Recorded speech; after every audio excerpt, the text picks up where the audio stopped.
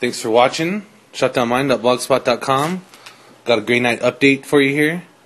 General Oadius' army.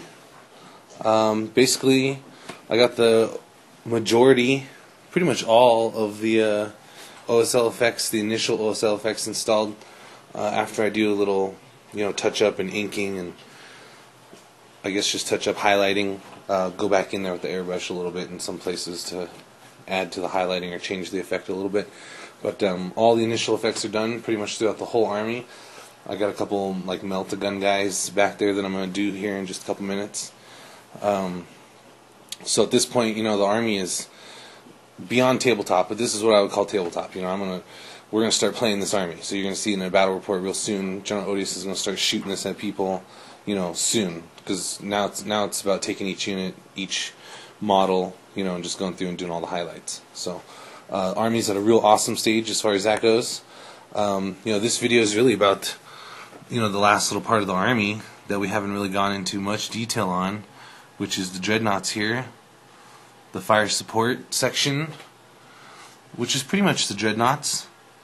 You saw the Vindicare Assassin in the Inquisitorial section, and he's definitely a really important part of the fire support, so to speak.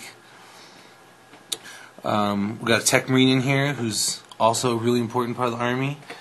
He can end up in the Storm Raven, he can end up in the Chimera. The Storm Raven and the Chimera are definitely part of the support section of the army all by themselves because of their secret transport capacity, trickery. But the Dreadnoughts look really awesome. Going to start highlighting them first, basically, because they're going to be easy to kind of kick out of the factory and show some awesomeness as far as the finished product goes. But got 3 of them. They can be venerable or heavy, I guess. 2 of them got these super sweet heads in there. This guy, he's just kind of starting his journey, I guess. We got a bunch of scrolls and purity seals and stuff that are kind of all painted up that need to go on those guys once everything's finished. But besides that, they're good to go. They got their psychic object source lighting on the barrels there, just blasting away at the enemies, and they're all magnetized. So we can put other arms on here if we really need to. It's also easy to paint, but it's mostly for gameplay. When weapons are destroyed, etc. It's very convenient. It's very considerate of yourself and your opponent also. So anyways, they're all magnetized, all 3 of them.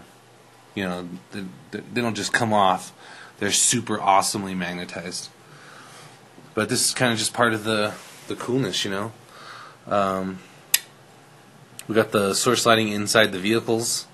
I'm not going to take apart a vehicle right now, but you guys will be able to see that at some point. So there's source lighting all over the place. We've got side cannons inside these rhinos. They're shooting at you too. Going to finish off the barrel on this Chimera here with the Melta guys.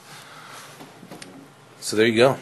Got some barrels to drill out in a couple different places on the heavy bolters over here, but also inside the army on the storm bolters, etc. So got some of that sort of stuff to do, but the army is playable and it's going to be played real soon. So thanks for watching again, everyone. Make sure to check out the blog. You can see a lot of pictures. Avoid the shaky video. You want to see some close-ups of those guys.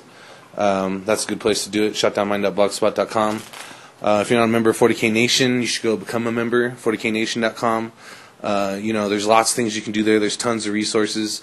You can get involved. You can get sponsored. You can get prizes. You can get stuff.